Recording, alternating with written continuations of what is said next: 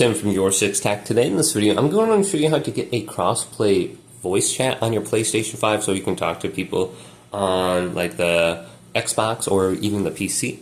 And to do this, we need to link our Discord account. Discord is an application that is used to have crossplay communication.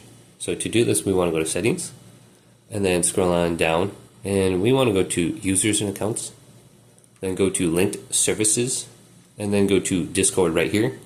And then you're going to need to create a Discord account, and then you're going to need to get the application on your phone or tablet or something like that, or even on the PC.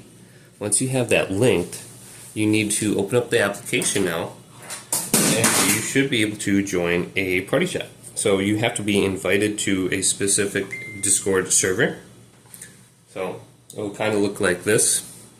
Once you have all connected, you have to join a server, and then once you're in a server, and your friends can just simply invite you to one of these servers, but once you're in one, you can easily just go to one of the voice chat channels, and then you can join the chat. So let me back out of this specific window, and then go to a chat. So here is a voice chat down here. So let's go to it and then join it.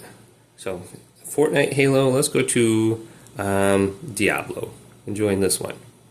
Now I will have the option to join on my PlayStation. If I scroll up just like this, you can see my Xbox is linked here, but I can go to join on PlayStation and then go to get started right here. Let's go to continue. First, let's sign in, and this will transfer your call now over to your PlayStation 5 party chat. So you do have to sign in. I'm signing in on the PlayStation app here too. So you need to get the PlayStation app and the Discord app, and you should be good to go signing in on Discord, and it'll just be a normal party chat now. So if you press the PlayStation button now, when it's open, it'll just be like going to the game base, and you can go to your party, and it's going to be the same thing. So you're going to have to join the party and leave the party through your phone though. That's the only thing that's going to be a little bit different.